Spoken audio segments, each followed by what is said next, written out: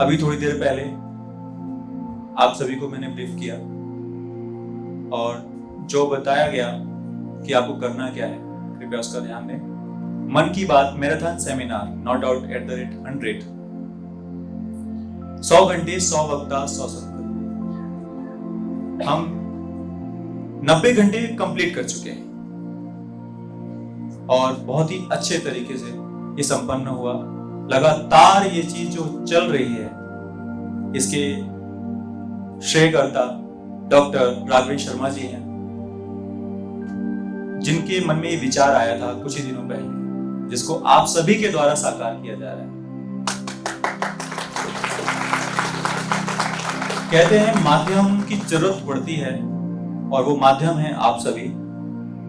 Because आपके न होने पर शायद ये शो, ये मन की बात पूरी नहीं हो सकती थी। तो आप सभी के लिए धन्यवाद और एक बार अपने लिए तालियां हो जाए।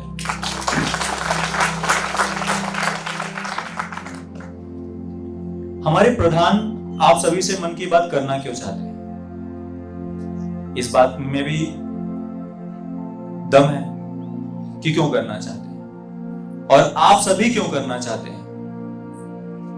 बिकॉज मन की बात से सारे स्ट्रेस, सारे नकारात्मक विचार जो हैं दिमाग से डिलीट तो होते ही हैं और विचार और शक्तियां भी बदलती हैं, सोच भी बदलती है।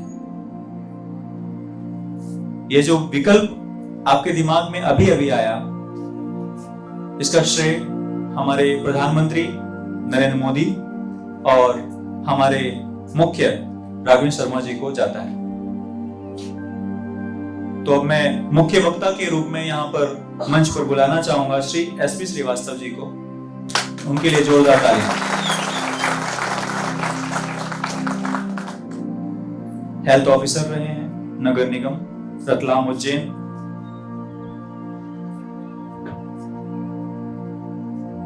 अब मैं डॉक्टर रवि कुमार सिंह जी को मंच पर आने का आमंत्रण देता हूं।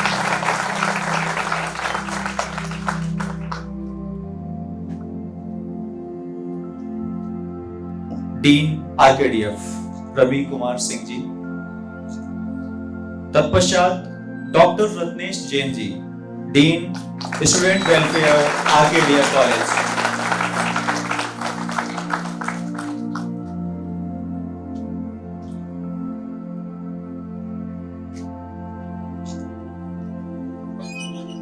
अब मैं चाहूंगा प्रधानमंत्री जी की वह क्लिप जो 91 एपिसोड के लिए चुनी गई है उसको प्ले किया जाए।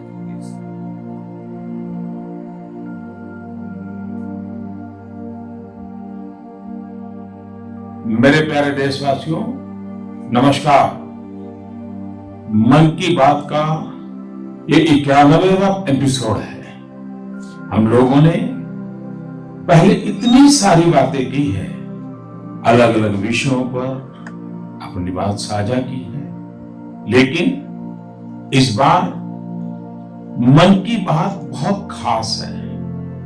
इसका कारण है इस बार का स्वतंत्रता दिवस, जब भारत अपनी आजादी के 75 वर्ष पूरे करेगा।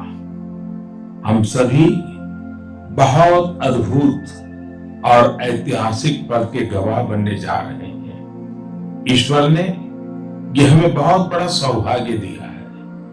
आप भी सोचिए, अगर हम गुलामी के दौर में पैदा हुए होते तो इस दिन की कल्पना हमारे लिए कैसी होती। गुलामी से मुक्ति की वो तड़प, पराधीनता की बेड़ियों से आजादी की वो बेचैनी कितनी बड़ी रही होगी। वो दिन जब हम हर दिन लाखों लाख देशवासियों को आजादी के लिए लड़ते, जूझते, बलिदान देते देख रहे होते। जब हम हर सुबह इस सपने के साथ जग रहे होते कि मेरा हिंदुस्तान कब आजाद होगा। और हो सकता है हमारे जीवन में वो भी दिन आता जब वंदे मातरम और भारत मां की जय बोलते हुए हम आने वाली पीढ़ियों के लिए अपना जीवन समर्पित कर देते, जवानी खपा देते, साथियों, 31 जुलाई यानी आज ही के दिन हम सभी देशवासी शहीद उधम सिंह जी की शहादत को नमन करते हैं। मैं से अन्य सभी महान क्रांतिकारियों को अपनी विनम्र श्रद्धांजलि अर्पित करता हूं, जिन्होंने देश के लिए अपना सर्वस्व न्योछावर कर दिया। साथियों, मुझे देखकर बहुत खुशी होती है कि आजादी का अमृत महोत्सव एक जन आंदोलन का रूप ले रहा है। सभी क्षेत्रों और समाज के हर वर्ग के लोग इससे जुड़े अलग अलग कार्यक्रमों में हिस्सा ले रहे हैं। ऐसे ही एक कार्यक्रम इस महीने की शुरुआत में मेघालय में हुआ। मेघालय के बहादुर योद्धा यू टिरोत सिंह जी की पुण्यतिथि पर लोगों ने उन्हें याद किया। टिरोत सिंह जी ने खासी हिल्स पर नियंत्रण करने और वहां की संस्कृति पर प्रहार करने की अंग्रेजों की साजिश का जमकर विरोध किया था। इस कार्यक्रम में बहुत सारे कलाकारों ने सुंदर प्रस्तुतियां दी, इतिहास को जिंदा कर दिया। जोरदार तालियां।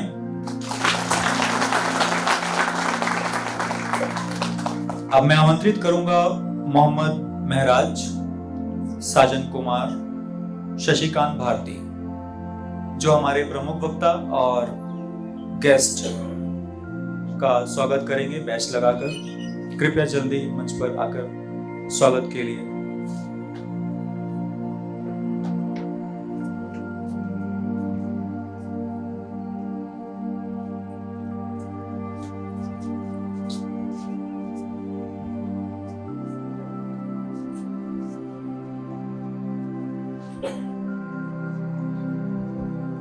तालियों की गड़गड़ाहट के साथ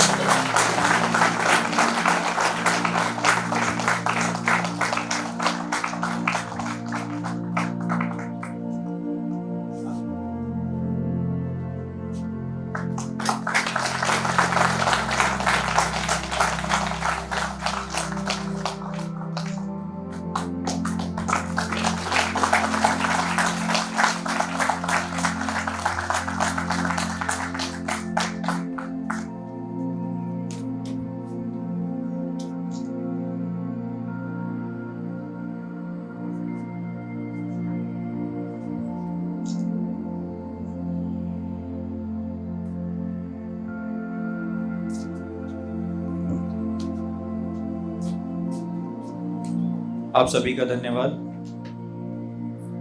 अब मैं आमंत्रित करना चाहूंगा मुख्य वक्ता श्री एसपी सिंह श्रीवास्तव जी को, जो अपने मन की बात आप सभी से साझा करेंगे। एक बार जोरदार तालियां श्रीवास्तव जी के लिए।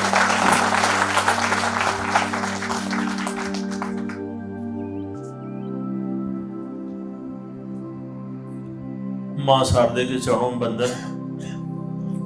आप सभी को मेरा नमस्कार। मैं भी मन की बात मैराथन सेमिनार कार्यक्रम में अपने मन की बात रखना चाहता हूं आप लोगों के समक्ष, जो है स्वच्छता पर। मानव जीवन की 3 आवश्यकताएं हैं मनुष्य के, हर मनुष्य के लिए। तन, मन, धन। तन स्वस्थ रहेगा तो मन स्वस्थ रहेगा, और तन स्वस्थ कब रहेगा? जो अपन स्वच्छ वातावरण में रहेंगे और खुद भी पर्सनल हाइजीन मेंटेन करेंगे। खुद की स्वच्छता पर भी अपना तन जो है स्वस्थ रहेगा।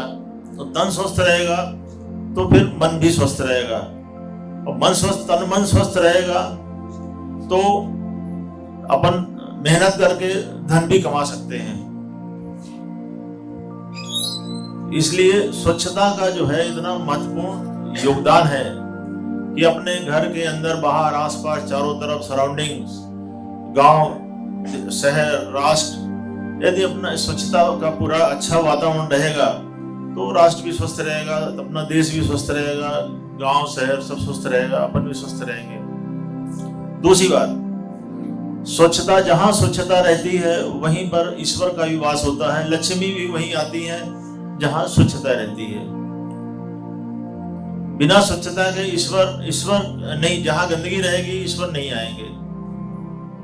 इसलिए रामायण में भी आप लोगों को मालूम है, रावण ने बताया रामचरितमानस में कि सबरी माता जो है रोज इंतजार करती थी भगवान श्री राम का, वो अपने आंगन को बुहारती थी। आपने भजन भी सुना होगा, तुमने आंगन नहीं बुहारा तो कैसे आएंगे भगवान। इसलिए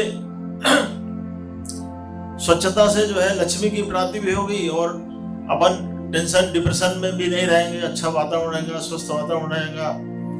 तो इसलिए अच्छा, मैं जब नगर निगम रतलाम में मेरे पदस्थी के दौरान मुझे मालूम पड़ा कि रतलाम शहर जो है वो 3 चीजों के लिए प्रसिद्ध है, सोना, साड़ी, सेव, नमकीन सेव के लिए।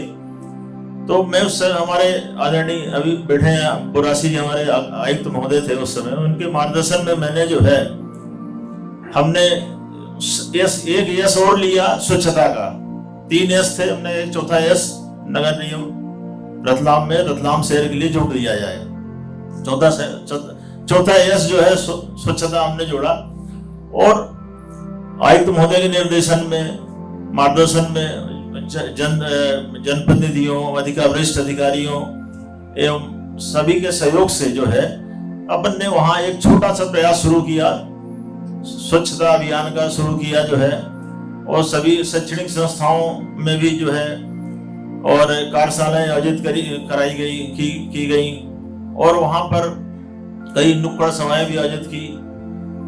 और अपने जो नगर निगम रतलाम के जो सफाई मित्र थे तो उनमें कुछ असंतोष था कि किसी का काम अधिक है, किसी का कम है। तो फिर जो है अपन ने एक जो नियत मापदंड है, जो मैनुअल है, उसके अनुसार 750 मीटर की भाई सफाई करना है एक दिन में। तो वो नियत मापदंड के अनुसार जो है उनका सबका कार्य विभाजन किया गया और कार्य विभाजन करने के बाद फिर जो है उसमें उनके कार्यों का मूल्यांकन, उनकी उपस्थिति जनता के सहयोग से, जनता का प्रमाणीकरण और जनप्रतिनिधि का प्रमाणीकरण लेकर ही उनके कार्यों का मूल्यांकन, उनकी उपस्थिति मूल्यांकन करके और फिर उनका भुगतान किया जाता रहा उस समय। इससे काफी अच्छा रिजल्ट आया। अपन ने प्रयास किया वहां पे, और वहां पे कंट्रोल रूम की स्थापना की गई कि जनता की सफाई व स्वच्छता के संबंध में किसी भी प्रकार की कोई भी शिकायत हो वो तत्काल शिकायत करें ताकि उनका 24 घंटे के अंदर जो है उसका निराकरण हो जाए। इस तरीके से अपन ने एक छोटा प्रयास जो है करने की कोशिश रतलाम शहर में करी। फिर हमारे यशस्वी प्रधानमंत्री मोदी जी के जो है उन्होंने एक राष्ट्रीय मिशन के रूप में जो है स्वच्छ भारत महाअभियान शुरू किया। उसके बाद से ऐसी जागरूकता लोगों में, देश में आई। हर शहर में, नगर पालिकाओं में जो है एक कंपटीशन हो गया सभी के बीच में कि अपना शहर अच्छा स्वच्छ रखें, वो गए अपना शहर स्वच्छ रखें। तो एक अलग वातावरण पैदा हुआ और तभी से स्वच्छता सर्वेक्षण जो शुरू हुआ तो एक नया मतलब एक वातावरण ही अगर बदल गया पूरे देश में जो है। इसमें हर साल के स्वच्छता सर्वेक्षण में अपने मध्य प्रदेश का इंदौर शहर जो है 6वीं बार भी नंबर 1 पर रहा और अपना मध्य प्रदेश की राजधानी में भोपाल देश की स्वच्छतम जो है राजधानी का प्रथम स्थान गत वर्ष प्राप्त किया है। इस तरह से स्वच्छता के लिए जो है काफी भारत सरकार ने भी जो है काफी मतलब प्रयास किए हैं। पोल्यूशन बोर्ड का गठन किया, एनजीटी का गठन किया और क्या बोलते हैं अपने वन पर्यावरण मंत्रालय बनाया, राष्ट्रीय फूड सेफ्टी एक्ट बनाया जिसमें लोगों को जो है खाद्य सामग्री भी सेफ उसमें सुरक्षित वातावरण में मिले जो है। और पंचायत नगर निगमों को, नगर पालिकाओं को 73वां और 74वां संविधान में संशोधन करके इनको इतना मजबूत, इतने अधिकार प्रदान किए गए कि जिससे नगर निगम, नगर पालिकाएं, पंचायतें जो हैं वो स्वच्छता के लिए अधिक से अधिक मतलब प्रयास करें और जिससे एक वातावरण बने। तो उससे बदलाव तो नजर आया है। माननीय यशस्वी प्रधानमंत्री जी के जो पूरे देश में जो है स्वच्छ भारत महाअभियान शुरू करने के बाद जो है काफी बदलाव आया है, जिसकी ख्याति अंतरराष्ट्रीय स्तर पर भी हुई है। WHO ने भी काफी स्वच्छता अभियान को, देश के स्वच्छता अभियान को जो है काफी सराहा है। तो इस प्रकार जो है अब क्या है कि स्वच्छता, अभी हमने, आप लोगों ने भी अनुभव किया होगा, अभी 2020-21 में जो वो लॉकडाउन के समय गर्मी के मौसम में भी इतना स्वच्छ वातावरण हो गया था कि वाहन चलते नहीं थे, पशु बिल्कुल आराम से घूम रहे थे, कोई दिक्कत नहीं थी। और गर्मी के मौसम में जून मई में जो है गर्मी का एहसास नहीं हुआ, कारण वाहन संबंध वायु से वाहनों से प्रदूषण होता है। और इसके कारण जो है मतलब अभी फिर से चाहे शुरू हो गए वाहन, तो फिर से वही शुरू हो गया, हाल शुरू, गर्मी का एहसास होने लगा। तो इस प्रकार जो है पर्यावरण सुरक्षा के लिए जो है पृथ्वी को भी अपने को, अपन पृथ्वी माता है हमारी, अपने माँ के गोद में हम जो है गंदगी भी करते हैं, साफ भी करते हैं, तो अपनी पृथ्वी माँ कितना सहन करती है। पृथ्वी माँ जो है, अपन गंदगी करते हैं, इसलिए अपने पृथ्वी को भी अपनी माँ के रूप में यदि अपन देखते हैं तो उसको भी स्वच्छ रखना जो है, स्वच्छ वातावरण रखना जो है अपना नैतिक कर्तव्य है। और मेरा ये निवेदन है कि सभी का सहयोग लिया जाना चाहिए इसमें। स्वच्छता की जवाबदारी केवल एक आदमी की नहीं है, सबकी जवाबदारी, नैतिक जवाबदारी है। नगर निगम, नगर पालिकाएं ये सब अपना काम करती हैं, लेकिन हर आदमी की जवाबदारी है कि स्वच्छता में सहयोग प्रदान करें और अपने घर आसपास इस वातावरण को स्वच्छ वातावरण रखने में सहयोग प्रदान करें। और इसके लिए शासन ने कई अधिनियम भी बनाए, नियम भी बनाए, ताकि स्वच्छता का जो वातावरण है वो अच्छा निर्मित हो अपने देश में, अपने प्रदेश में। और इसके बदलाव भी काफी देखने को मिल रहे हैं अभी वर्तमान में। Thank you.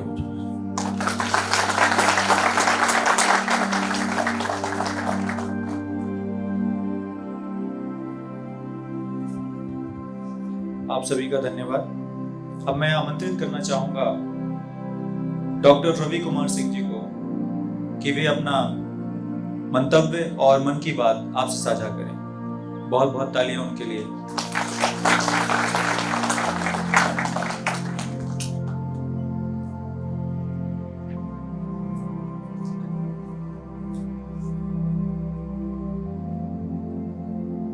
धन्यवाद। मंच पर उपस्थित Shri SP Srivastava ji, doctor Ratnesh Kumar Jain ji, dean student welfare, आर्किडिया विश्वविद्यालय भोपाल,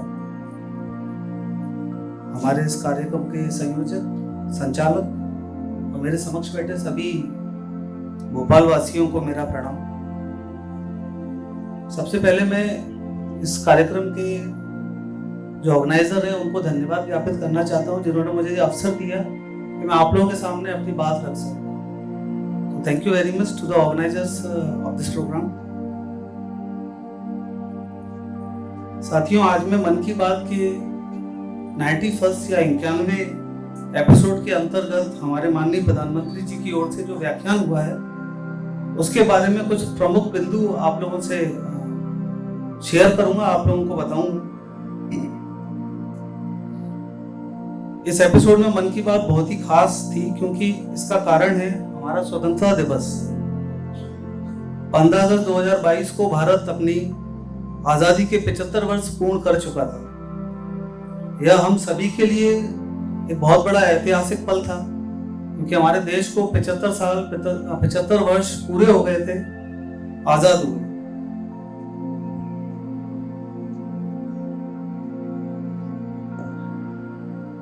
हमारे लिए, सभी के लिए बहुत ही गर्व का पल था क्योंकि हम हमारे लाखों देशवासियों के बलिदान को याद करते हैं जिन्होंने अपने प्राणों की आहुति दे दी इस देश को आजादी दिलाने के लिए।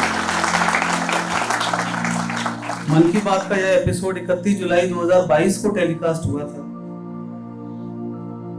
इसी दिन को हम शहीद उधम सिंह जी दिवस के तौर पर भी जानते हैं और मैं इस मंच के माध्यम से शहीद उधम सिंह जी को और उनके अलावा और भी हमारे महान क्रांतिकारियों को याद कर जिन्होंने हमारे देश की आज़ादी में अपने प्राणों की आहुति दी, अपना सर्वस्व न्यौछावर कर दिया, उन सभी को मैं अपना प्रणाम ज्ञापित करता हूँ। आज आज़ादी का अमृत महोत्सव, अभी थोड़ी देर पहले जो क्लिप चला था माननीय प्रधानमंत्री मोदी जी की, उसमें जैसा उन्होंने बताया था कि आज आज़ादी का अमृत महोत्सव, अमृत काल है, यह सिर्फ एक छोटा सा प्रोग्राम नहीं है, ये जन आंदोलन का रूप ले चुका है। यहाँ हर समाज का हर वर्ग, हर क्षेत्र का आदमी इसमें सम्मिलित हुआ है। सबने अपने अपने तौर तरीके से इस कार्यक्रम को आयोजित किया है, इस कार्यक्रम में सम्मिलित हुए। इस एपिसोड में माननीय प्रधानमंत्री जी ने मेघालय के बहादुर योद्धा तिरोत सिंह जी को भी याद किया, जिन्होंने खासी हिल्स पर नियंत्रण करने और वहां की संस्कृति पर प्रहार करने की अंग्रेजों की साजिश को नाकाम कर दिया। साथियों, इस एपिसोड में एक बड़े ही रोचक प्रयास की भी चर्चा की गई है, जिसका नाम है आजादी की रेलगाड़ी और रेलवे स्टेशन। इस प्रयास का लक्ष्य सिर्फ यही था कि हमारे रेल विभाग का हमारे देश की आजादी में क्या मकसद था, क्या पार्ट था, उनकी क्या भागीदारी थी, उसके बारे में प्रधानमंत्री मोदी जी ने हम सभी को बताया था। इसमें प्रधानमंत्री मोदी जी ने भारत के झारखंड राज्य के गोमो जंक्शन का जिक्र किया, जो अब ऑफिशियली सुभाष चंद्र बोस गोमो जंक्शन के नाम से जाना जाता है। यहाँ कालका मेल पर सुभाष चंद्र बोस जी ने अंग्रेजों को चकमा दिया था, इसीलिए इस स्टेशन का नाम अब सुभाष चंद्र बोस गोमो जंक्शन हो गया है।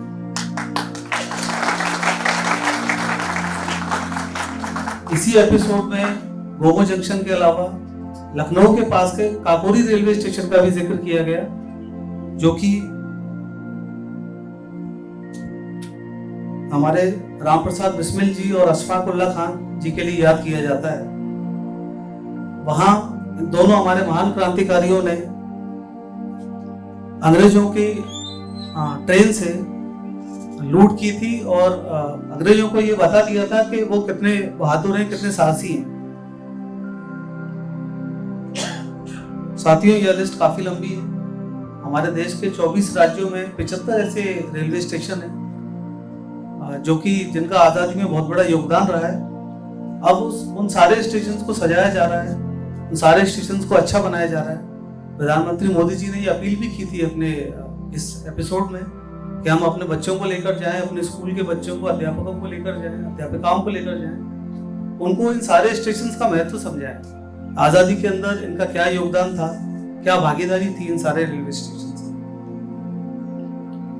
आजादी के अमृत महोत्सव के तहत 13 से 15 अगस्त तक एक स्पेशल मूवमेंट हर घर तिरंगा भी मनाया गया, जिसमें हमारे देशवासियों ने न सिर्फ तिरंगा फहराया बल्कि अपने अपने घर तिरंगा भी लगाया।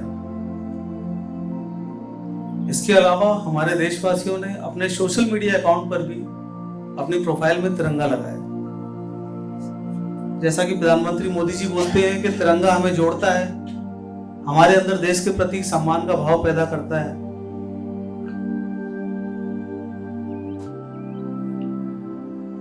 और हमें प्रेरणा देता है कि हमें देश के लिए कुछ अच्छा करना है। इसी कड़ी में 2 अगस्त का भी एक विशेष महत्व है। 2 अगस्त को पिंगली वेंकैया जी की जन्मतिथि है।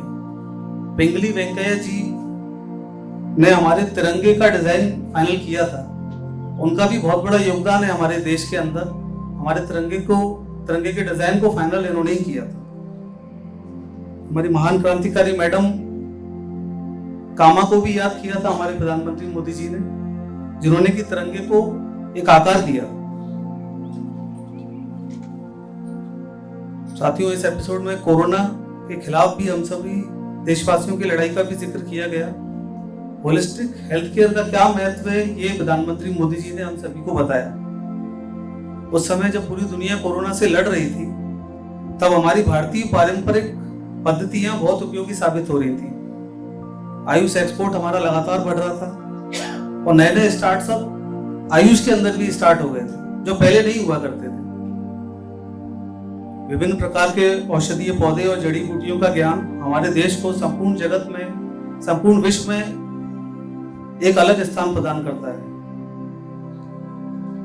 हमारे माननीय प्रधानमंत्री मोदी जी ने अपनी चर्चा में global Ayush investment and innovation summit 2022 का भी जिक्र किया था। इसमें करीब 10,000 करोड़ के इन्वेस्टमेंट प्रपोजल हम लोगों को मिले थे। यह किसी चमत्कार से कम नहीं था। इससे पहले इतना बड़ा प्रपोजल हमें किसी भी समिट में आयुष के अंदर नहीं मिले थे। जुलाई 2022 में इंडियन वर्चुअल हर्बेरियम का भी जिक्र किया गया। यह प्रिजर्व प्लांट या प्लांट पार्ट्स का डिजिटल इमेज का रिसोर्स है। इसके अंदर हमारे 1 लाख से भी ज्यादा स्पेसिमेन हमें मिल सकते हैं, जिसके थ्रू हम लोग आगे अपनी रिसर्च भी बढ़ा सकते हैं। प्रत्येक मन की बात के एपिसोड में किसी न किसी सक्सेस स्टोरी का जिक्र हुआ है। इसमें भी प्रधानमंत्री मोदी जी ने सक्सेस स्टोरी का जिक्र किया है। हरियाणा के यमुनानगर में मधुमक्खी पालक सुभाष जी का जिक्र इस एपिसोड के अंदर हुआ था। उनके अलावा जम्मू से पल्ली गांव में विनोद कुमार जी और कर्नाटका से मधुकेश्वर जी का भी जिक्र किया। इन सभी ने शहद से रिलेटेड, शहद से जुड़े हुए इनोवेशन का इस्तेमाल करके अपना स्वरोजगार स्टार्ट किया। हमारा देश अनेकता में एकता के लिए जाना जाता है। हमारे देश में विभिन्न क्षेत्रों के विभिन्न प्रकार के मेलों का भी आयोजन किया जाता है। मोदी जी ने चंबा में मिंजर मेले का भी जिक्र किया। मिंजर जब मक्के का जब फूल पक जाता है, बन जाता है, तो उसे हम लोग मिंजर कहते हैं।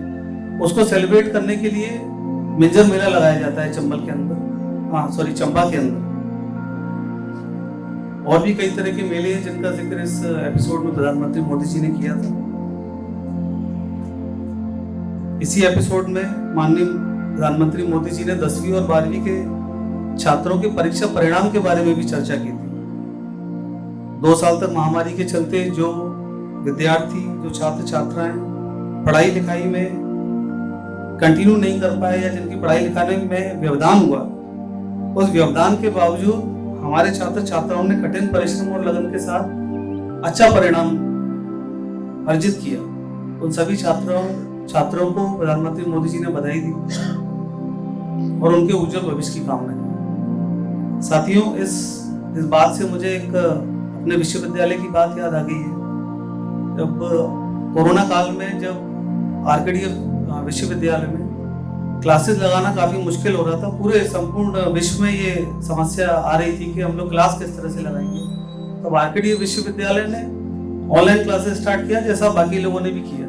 हमारे शिक्षकों ने, शिक्षिकाओं ने बड़ी मेहनत करके ऑनलाइन क्लासेस का आयोजन किया और बच्चों को ट्रेन किया ताकि वो उस प्लेटफॉर्म के थ्रू भी ज्यादा से ज्यादा नॉलेज या ज्ञान अर्जित कर सके। मुझे याद है मध्य प्रदेश में शायद हमारा विश्वविद्यालय पहला ही विश्वविद्यालय है जिसने समय पर परीक्षा कराई और समय पर उस परीक्षा का परिणाम भी घोषित किया।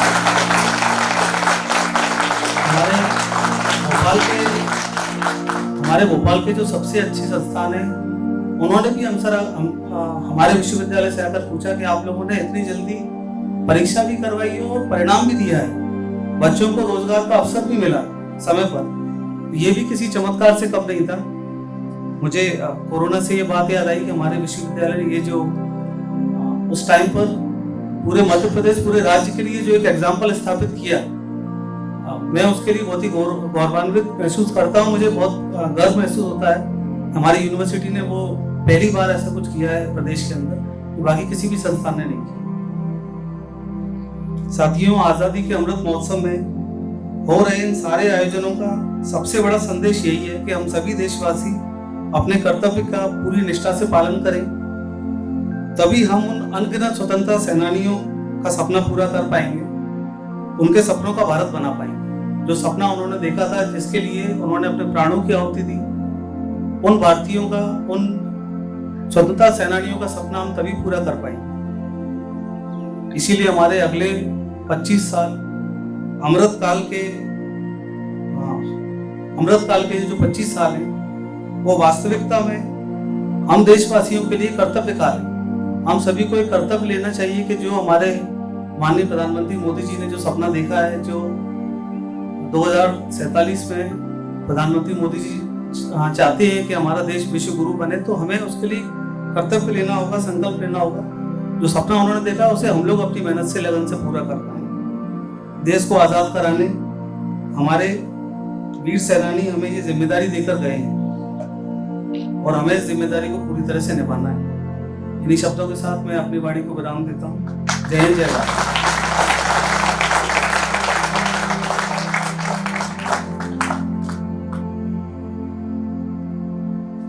बहुत बहुत धन्यवाद। अब मैं आमंत्रित करूंगा इस कार्यक्रम के सृजनकर्ता और हमारे बड़े भाई साहब डॉक्टर राघवेंद्र शर्मा जी को बड़ी तालियों के साथ में उनका स्वागत किया जाए।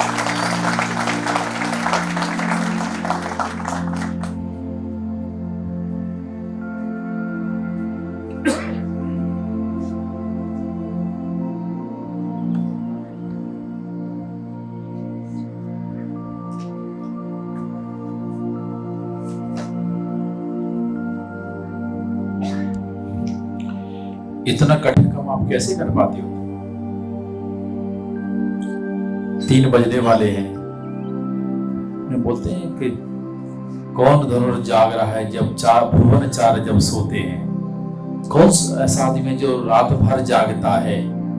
मालूम है किसके लिए कही हैं ये पंक्तियां? जब भगवान का वनवास में, माता सीता और भगवान राम वनवास में हैं, तो लक्ष्मण जी पहरा देते हैं। ऐसा कहते हैं पूरे समय वो कभी सोए नहीं है। तो ऐसे धनुर्धर के रूप में आप लोग भी बैठे हो, और वास्तव में यहाँ जितने लोग भी बैठे हैं, मंच पर बैठे हैं, सामने बैठे हैं, कई लोगों को मैं देख रहा हूँ, युवराज जी का तो बहुत बड़ा अनुभव है और इतने लंबे समय भोपाल में वो रहे हैं, लेकिन आपने शायद ही ऐसा कोई सेमिनार किया हो। 3 बजे 4 बजे आप बैठ रहे हैं, 4 बजे तालियों की गड़गड़ाहट हो रही है, भारत माता की जय के नारे लग रहे हैं। जब युद्ध होता है तो युद्ध में भी कुछ समय के लिए रोक दिया जाता है। जब कारगिल का युद्ध चल रहा था तब भी बोलते थे रात्रि है तो अब कोई किसी पे हमला नहीं करता था, दिखता नहीं है, छुप के हमला होता था, आप सो गए होंगे, ऐसी सारी टीवी पर चर्चाएं चलती रहती थी। लेकिन इसमें तो वही भी नहीं हो रहा है। इसलिए बहुत कठिन काम है और बहुत सरल शब्दों में हो रहा है। कई बार ऐसा लगता है काम कठिन नहीं होता, करने वाला उसको कठिन बना देता है। चाहो तो आप सरल भी बना सकते हो। तो यहां इसको सरल बनाने का प्रयास किया गया है। और वास्तव में सामान्य काम तो कोई भी कर सकता है। कौन सी बड़ी बात है? हमारे यहाँ कहा गया लीक गाड़ी चले, लीक ही चले कपूत, लीक छोड़ तीनों चले साधु सिंह सबूत। तो वास्तव में ये लीक से हट के है चीजें। कुछ लोग कह सकते हैं परंपराओं को तोड़ रहे हो, कुछ कह सकते हैं कि नई परंपराएं गढ़ रहे हैं, बात एक ही है। तो आप एक नई परंपरा गढ़ रहे हो, नई एक कार्य संस्कृति को जन्म दे रहे हैं। बहुत लंबे समय से हमारे देश में कार्य संस्कृति का अभाव हो गया। सरकारी नौकरी मिल जाए, जुगाड़ में रहते हैं, जुगाड़ के बाद ना करना पड़े, इस जुगाड़ में आदमी चलने लगता है। तो वास्तव में उसके अंदर कार्य संस्कृति नहीं है। तो ये सेमिनार, ये मन की बात, जब प्रधानमंत्री जी मन की बात कहते हैं तो 23 करोड़ लोग एक समय में सुनते हैं उसको, एट ए टाइम। आप लोग सुनते हैं क्या मन की बात? ऐसे कितने लोग जिन्होंने 5 एपिसोड मन की बात के सुने हैं? रात में कोई झूठ तो बोलता नहीं, सब सच बोलते हैं, ब्रह्म मुहूर्त है। कितने लोग हैं? शायद हम लोगों के 1-2 लोगों के भी हाथ उठ रहे हैं। तो हम उन 23 करोड़ लोगों में नहीं है जो मन की बात सुनते हैं। जिन लोगों ने एक बार भी मन की बात सुनी, ऐसी संख्या लगभग 108 करोड़ है। ऐसे लोग होंगे जिन्होंने एक बार भी नहीं सुनी, ऐसा कोई है क्या? तो चलिए 108 करोड़ बताओ में, ये तो मानने में कोई समस्या नहीं है। आखिर ऐसा क्या होता है कि प्रधानमंत्री को मन की बात कहना पड़ती है? कहते हैं, क्यों कहते हैं प्रधानमंत्री? इतने फुर्सत में है क्या प्रधानमंत्री? आजादी के बाद जितने प्रधानमंत्री इस देश में आए हैं, उनकी अगर आप काम के तो तरीके को निकालेंगे, विदेशों में जाकर के डिप्लोमेट्स के रूप में विदेशों में संपर्क करने वाली बात कहेंगे, तो जब प्रधानमंत्री आदरणीय नरेंद्र मोदी जी का नाम लेंगे तो उतने नाम आएंगे, इतने पूरे 70 साल में हुए होंगे, 60 साल में होंगे, उतने केवल 9 साल में प्रधानमंत्री जी निकले। क्यों? कई देश ऐसे कि पहली बार गए हैं प्रधानमंत्री, किसी ने देखा ही नहीं था कि भारत का प्रधानमंत्री भी कभी आता है। भारत के प्रधानमंत्री जाते थे तो कुछ गिने चुने देशों में जाते हैं, और जाते समय क्यों जाते थे हम लोग? आज से 10 साल 15 साल पहले हमारे प्रधानमंत्री क्यों जाते थे किसी देश में? कोई बता सकता है क्या? मालूम तो है लेकिन बताना नहीं चाहते। काहे के लिए जाते हैं? बहुत सही बोला, किन्होंने बोला? बिल्कुल सही, बताइए ना साहब। हाँ, पर्दे के पीछे से बोलो, बोलिए, जोर से बोलिए। काहे के लिए? या तो वो अपनी बीमारी का ऑपरेशन कराने आते थे, अब कुछ एक कर्ज मिल जाए इसके लिए जाते थे, बस। दो के अलावा तीसरा कोई काम नहीं होता था। हम हमेशा जब भी किसी देशों के पास जाते थे, अमेरिका के पास जाते थे, इतना कर्ज चाहिए, इतना चाहिए। भारत के प्रधानमंत्री इस बार गए तो अमेरिका पलक पौड़े बिछा के बैठा है। क्यों बैठा था? हम इतना बड़ा बिजनेस दे रहे हैं, ये डील न टूट जाए, नहीं तो अमेरिका के राष्ट्रपति की अमेरिका से छुट्टी हो जाएगी। अगर भारत ने जो डील अमेरिका के साथ की है, जो बिजनेस अमेरिका के साथ किया है, जितना बड़ा हमने काम दिया है, उसके बेरोजगारों को हमने जो काम दिया है, अगर अब वो डील टूट जाएगी तो अमेरिका की जनता अमेरिका के राष्ट्रपति को खा जाएगी, इसे डर के मारे। और ये वही अमेरिका है जो 15 साल पहले वीजा नहीं दे रहा था। ये वही अमेरिका है जो कहता था कि हमारे देश में नहीं आ सकते व्यक्ति, वो आज पीछे पीछे घूम रहा है, बॉस बोल रहा है कोई देश। आखिर अंतर क्या आ गया? 9 साल में ऐसा क्या बदल गया? आप बताइए। भोपाल में बैठे बैठे कौन सी हवा दूसरी दिशा से चलने लगी? कौन से हमारे देश में नेचुरल रिसोर्सेज इतने बढ़ गए कि हम इतने अमीर आदमी हो गए? कौन से ज्वालामुखी के रूप में पैसे फूट पड़े? कुछ हुआ है क्या? कुछ ऐसा नहीं हुआ है। जबकि 3 साल दुनिया ने वो भयावह स्थितियां देखी हैं जिसमें सब कुछ टूट गया, सब कुछ खत्म हो गया और लोगों का आत्मविश्वास मर गया। लेकिन भारत के साथ ऐसा क्यों नहीं हुआ? सर क्या बदला है? आप पूरी कल्पना करके देख लीजिए। कुछ नहीं बदला, केवल बदला है तो व्यक्ति के हौसले बदले हैं, बस। एक बड़ा, जैसे जब प्रधानमंत्री जी नरेंद्र मोदी देश के प्रधानमंत्री बने, आर्थिक क्राइसिस से देश गुजर रहा था, पैसे की कमी थी, तो एक सर्वे आया, उसमें बताया कि प्रधानमंत्री जी ने कहा कि हमारे देश के अंदर 80 करोड़ रुपए ऐसा पड़ा है कि जिसका कोई क्लेम करने वाला नहीं है।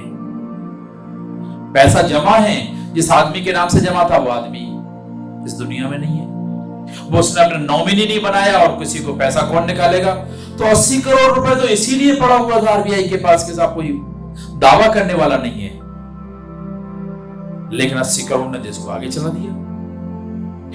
डिजिटल इकोनॉमी की बात करी, वो तो जरूरत नहीं पड़ी, लोग जहां आता था पैसा डंप कर लेते थे, जरूरत ही नहीं पड़ी, केवल पैसा पैसा पैसा घूम रहा है, बढ़िया। तो वास्तव में केवल सोच का तरीका बदला है, बाकी कोई कमी नहीं थी। अगर हम उसके बारे में कहें कि समर्पण के बारे में, दुनिया में ऐसा कोई देश नहीं है, दुनिया का ऐसा कोई नागरिक नहीं है जितना समर्पण हमारे देश के लोगों में अपने देश के प्रति है। दुनिया के लोग भूमि के टुकड़े के लिए लड़ते होंगे, लेकिन हम अपनी भारत माता के लिए लड़ते हैं। दुनिया के अंदर जब सैनिक को कुछ पढ़ाया बताया जाता है तो कहा जाता है कि जब आपको ऐसा लगे कि चौकी हमसे नहीं संभल रही, ये चौकी हार जाएंगे हम, जब हम लगे कि शत्रु हम पे हावी हो गया है, तो आप चौकी छोड़ सकते हो, उसके कोड ऑफ कंडक्ट में आता है। लेकिन भारत के कोड ऑफ कंडक्ट में नहीं आता है। भारत का सैनिक बोलता है कि बंदूक की आखिरी गोली, रक्त की आखिरी बूंद तक मैं लड़ूंगा। आज तक का इतिहास उठा के देख लीजिए, कभी भी हमने अपनी कोई चौकी छोड़ी नहीं। आखिर क्यों? ऐसा क्या खास होता है? ऐसी कौन सी मिट्टी के बने होते हैं हमारे सैनिक? वो अगर हम देखेंगे तो एक ही विचार आएगा कि हम जिस भाव से अपने देश के प्रति देखते हैं, जिस भाव से समाज के प्रति देखते हैं, जिस आध्यात्म के साथ हम आगे बढ़ते हैं, वो आध्यात्म, वो भाव और वो भावना हमारी बहुत महत्वपूर्ण है। देश के प्रधानमंत्री जी 9 साल में उसी को जगाया है। मित्रों, आपके अंदर थी सारी चीजें। जैसे हिरण के अंदर कस्तूरी है, वो ढूंढता रहता है। हनुमान जी को अपनी शक्ति मालूम है, लेकिन याद दिलाना पड़ती है। सब कुछ आपके पास था। आज से पहले सूर्य में तपन नहीं थी क्या? क्यों इतना बड़ा सोलर प्लांट रीवा में लग गया कि दिल्ली की मेट्रो से चल रही है? 10 साल पहले भी सूर्य के अंदर तपन थी ना। केवल सोच नहीं था। इससे पहले लोगों ने देश में एक राजनीति को, एक सत्ता को अवसर के रूप में देखा, लेकिन पहली बार देश के प्रधानमंत्री ने अपने आप को देश का प्रधान सेवक माना, हर एक व्यक्ति की सेवा करने अपना कर्तव्य माना। साथियों, किसी की तारीफ करने के लिए ही बैठे। और मन की बात ने इतनी बड़ी भूमिका निभाई इसमें कि किसी छोटे से गांव में बैठे हुए आदमी को लगता है कि प्रधानमंत्री मुझे भी देख रहे हैं। वो आसमान से देख रहे हो जैसे कि कौन अच्छा काम कर रहा है और उसकी चर्चा होती है। भोपाल में रहने वाली भूरी बाई को जब पद्म श्री मिला तो भूरी बाई के बारे में मानते सब लोगों को जानकारी होगी कि जब भारत भवन बन रहा था तो सर पे ईंटें ढोल के मजदूरी करती थी। वहीं उन्होंने कोई चित्र बनाए होंगे, इतने साल से किसी की नजर नहीं गई और प्रधानमंत्री उनको पद्म श्री दिया। मित्रों, क्यों नहीं जाती थी नजर? पिछले कभी सम्मेलन में बोलते उत्तर प्रदेश में यह स्वार्थी पुरस्कार मिलता है तो वो एक दूसरे को मजाक करते थे कि जा सेफई में करा, ये स्वार्थी पुरस्कार मिल जाएगा। तो ऐसा लगता था कि जो प्रतिभाएं हैं वो किसी की मोहताज हैं और राजनीति के इर्द गिर्द घूमती रहती हैं। वास्तव में यही देश के पराभव का, नुकसान का सबसे बड़ा कारण है। प्रतिभा को अवसर नहीं मिलता था, लेकिन अब प्रतिभा को अवसर मिलने लगा है और प्रतिभा का अवसर मिलना ही देश में मैं कहूं कि सबसे बड़ा काम है। किसी ने कहा न्याय और अन्याय क्या है, तो ऐसे सौंदर्य क्या है? तो सौंदर्य के बारे में बोला, अभाव, अतिरेक को कम करके अभाव की पूर्ति ही सौंदर्य है। बाल इधर से बड़े हो रहे हो तो काट दो, जिधर से ठीक नहीं होता ठीक हो, यही तो सौंदर्य है। तो वास्तव में समाज को सौंदर्य के रूप में देखना पड़ेगा कि जो अतिरेक है, जो गलतियां हैं, जो कमियां हैं, उनको सुधारो और जो ठीक है उसको और उभारो। तो ये अवसर ना मिलना ही सबसे बड़ा कारण था। तो मित्रों, मन की बात ने ये 23 करोड़ लोग जो एक साथ में सुनते हैं, 107 करोड़ लोग जो सुनते हैं, उनको यह विश्वास दिया है कि ये मन की बात सर्वजन हिताय सर्वजन सुखाय है। 1947 से लेकर 2047 तक की जो शताब्दी है, उसमें हमारे मन में हम जो निराशा का भाव था, उस निराशा को बाहर निकालने का काम मन की बात ने किया है। हर एक व्यक्ति को लगता है यस वी कैन, हम कर सकते हैं। इतना ही तो चाहिए। क्या कमी थी हमारे पास? कोई कमी नहीं थी। केवल हम जिसकी तरफ देखते थे, हमें लगता था हम किसकी तरफ माने। एक आइडियल, एक आदर्श खत्म हो गए थे। हम किसको आदर्श माने? हम देखते थे ये, अरे तो इतना बड़ा घोटाला कर दिया इसने, ये तो ये गड़बड़, ये तो वो। हम जिसकी तरफ आदर्श की दृष्टि से देखते थे, कोई आदर्श नहीं दिखता था। मुझे बड़ा दुख होता है, आप सबको, कुछ लोगों को याद भी होगा, एक बड़ा चर्चित मामला हुआ था। एक लखूभाई पाठक नाम के आदमी थे, उन्होंने दावा किया था कि मैं देश के प्रधानमंत्री को 1 करोड़ रुपए रिश्वत देके आया हूं। सुप्रीम कोर्ट में केस चला था। तो लगता है किसको आदर्श माने? जिसको मानते हैं वही गड़बड़ निकल जाता है। ऐसे समय में एक बहुत बड़ा संकट होता है जब किसी राष्ट्र के सामने कोई आदर्श ना खड़ा हो। मित्रों, जिनके आदर्श नहीं होते हैं, वो राष्ट्र, वो समाज, वो व्यक्ति, वो व्यवस्थाएं नष्ट हो जाती है। इसलिए भले ही बीज रूप में रहे, इस विचार को बनाए रखना हम सबकी जिम्मेदारी है। और मैं जैसे मैंने कहा कि हम सेना के बारे में कहें तो भारत से अच्छी सेना दुनिया के अंदर नहीं है। आप उठा के देख लीजिए कि भारत की युद्ध नीति को सारी दुनिया अपनाती है। जब कारगिल का युद्ध चल रहा था, उस युद्ध पे पूरी चर्चा हो रही, तो यही कहा जाता था कि कैसे संभव है, दुश्मन तो 18,000 फीट की ऊंचाई पे बैठा है और ऐसे नहीं बैठा, हैवी आर्टिलरी लेके बैठा है, पहले से बंदूकें लेके बैठा है, हैंड ग्रेनेड हैं, उसका खजाना बना करके बैठा है। हमारे सैनिक को 10,000 15,000 फीट पर चढ़ना पड़ता है, या तो वो खाना लेके जाए कि अपने असला लेकर के जाए। आप थोड़ी देर के लिए कल्पना कर लीजिए कि ऐसी खड़ी पहाड़ी पर चढ़ना है, ऊपर से बंदूक लेके बैठा है। जब वो पत्थर फेंकता था तो यहाँ गोली जैसी लगती थी, और हम गोली मारते तो वहां पत्थर जैसा लगता था। इतना बड़ा अंतर। कैसे युद्ध जीता जाएगा? पाकिस्तानी नहीं, सारी दुनिया यह मान बैठी थी। और उसको ब्लैकमेल करने का तरीका देखिए। जब भारत के प्रधानमंत्री ने अमेरिका के राष्ट्रपति से बात हुई, अमेरिका के राष्ट्रपति ने फोन किया अटल जी को, और ये बात हो रही थी, अटल जी से बोला कि वो पाकिस्तान कह रहा है कि मेरे पास परमाणु बम है, परमाणु बम की धमकी दे रहा है। अटल जी आप संयम से काम लीजिए। शायद कम लोगों को मालूम होगा अटल जी ने क्या उत्तर दिया था। किसी को मालूम है क्या? हाँ, किसी को मालूम तो खड़े होकर बताइए। बहुत बढ़िया, आप खड़े होकर बता दीजिए।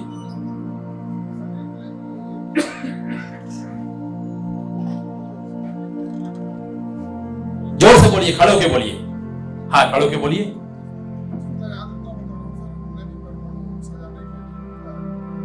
अच्छा, उन्होंने एक और बड़ा सुंदर उत्तर दिया था।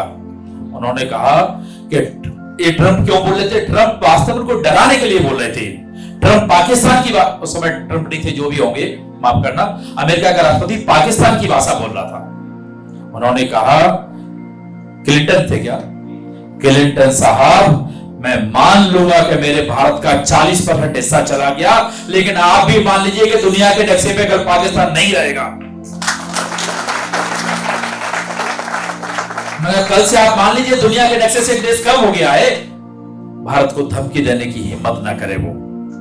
और ये उसको उत्तर नहीं था, ये अमेरिका को उत्तर था। और आज देखिए, वास्तव में जब नेतृत्व होता है तब देश खड़ा होता है, वरना देश स्वाभिमान शून्य हो जाता है। और स्वाभिमान तो उस देश का युवा होता है। तो वास्तव में मैं कहूं, हम कुछ भी करें, पढ़ें लिखें, अच्छे नौकरी करें, पैसा कमाएं, सब कुछ करें, लेकिन अच्छे इंसान बनना ना भूलें। यही समय की आवश्यकता है। किसी ने बोला कि दुनिया के सबसे प्राचीन ग्रंथ वेद, सबसे ज्ञान का भंडार वेदों में, दुनिया के सारे सूत्र वेदों में, जिसको हम आज विज्ञान कहते हैं, इस विज्ञान को अगर चरम या परम विज्ञान कहें तो वेद हैं। वेद का अंतिम सार क्या है? अगर 2 शब्दों में कहा जाए तो कहा कि वेद का अंतिम सार है मनुर्भव, मनुष्य बनो। तो वो मनुष्य किसी पशु को बनने के लिए नहीं बोला, किसी पक्षी के लिए नहीं बोला, हम जैसे हाड़ मांस के पुतलों के लिए बोला है कि मनुष्य बनो। तो सबसे बड़ी संकट जो हो गया कि मनुष्य बनने की प्रक्रिया कम हो गई, धीमे धीमे वो संस्थाएं कम हो गई, वो व्यक्ति कम हो गए जो मनुष्य को मनुष्य बनाने का काम करते थे। आज आवश्यकता इसी बात की है कि मनुष्य को मनुष्य बना सके, मनुष्य के अंदर का मनुष्यत्व तो जिंदा रख सके हम। वरना कहा गया, देखिए दुनिया में एकमात्र प्राणी ऐसा है, आप शेर के आगे कितना भी उसको डाल दीजिए, उसका पेट भर जाए, फिर वो नहीं खाता है। खाता है क्या? नहीं खाता। आप किसी भी पक्षी को, पशु को उसकी भूख पेट की पूरी हो जाए, उसके बाद दीजिए, वो नहीं खाएगा। लेकिन मनुष्य, क्या माने हम इसको? कर सकता है पेट भरने के बाद भी उसको लगता है ये भी चाहिए, वो भी चाहिए। दुनिया में किसी भी प्राणी के आगे कोई समर्पण कर दे तो उसको कभी मारता नहीं है वो। हमारे यहाँ युद्ध में कहा जाता था, जब घोड़े युद्ध में लड़ते थे, अगर घोड़े के सामने कोई लेट जाए तो घोड़ा आगे नहीं बढ़ेगा, क्योंकि घोड़ा लाश पर, डेथ बॉडी पे पैर नहीं रखता है।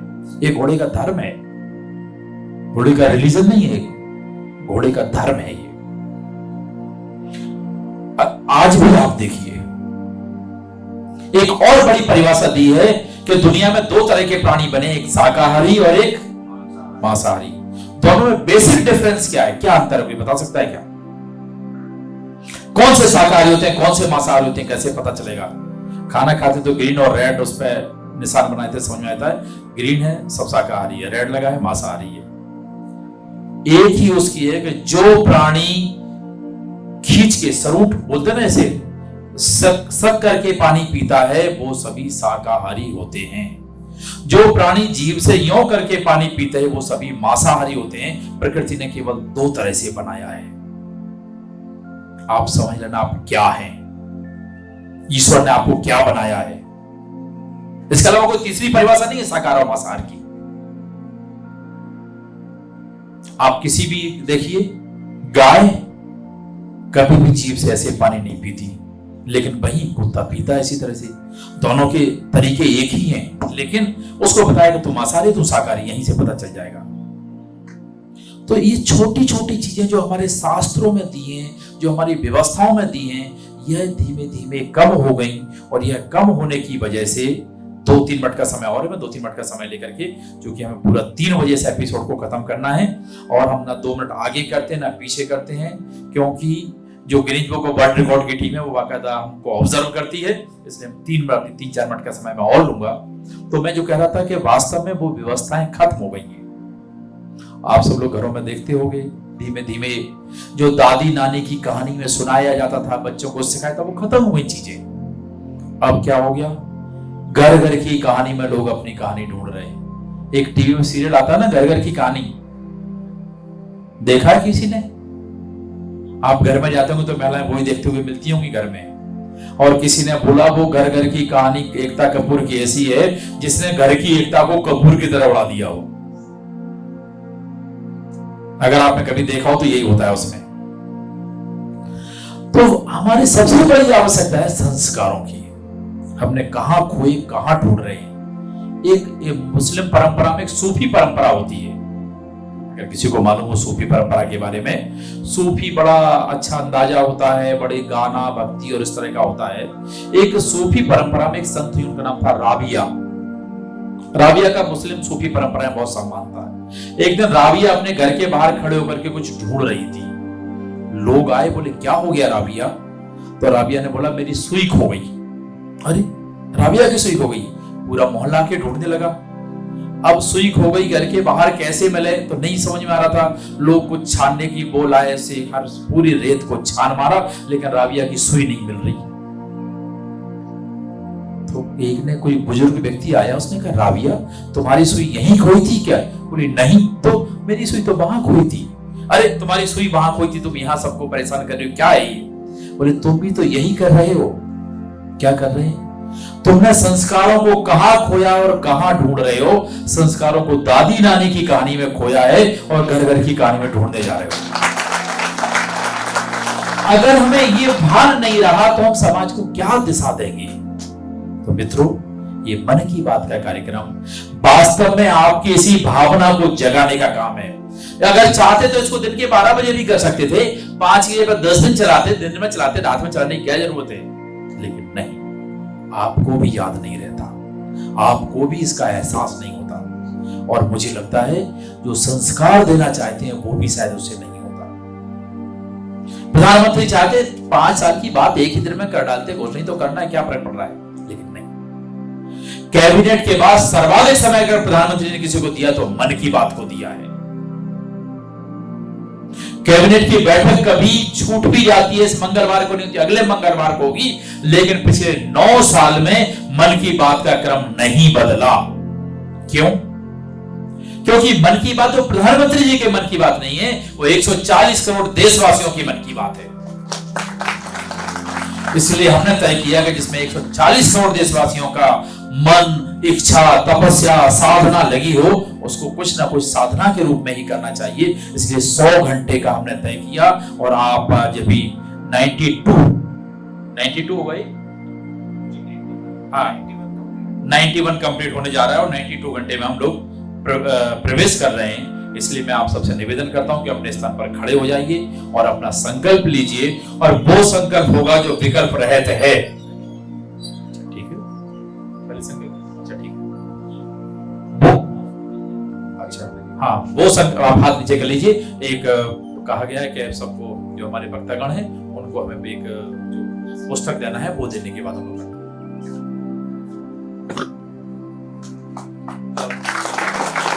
मान्य श्रीवास्तव जी को सब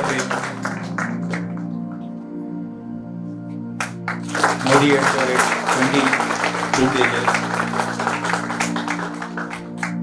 कनेक्ट करें।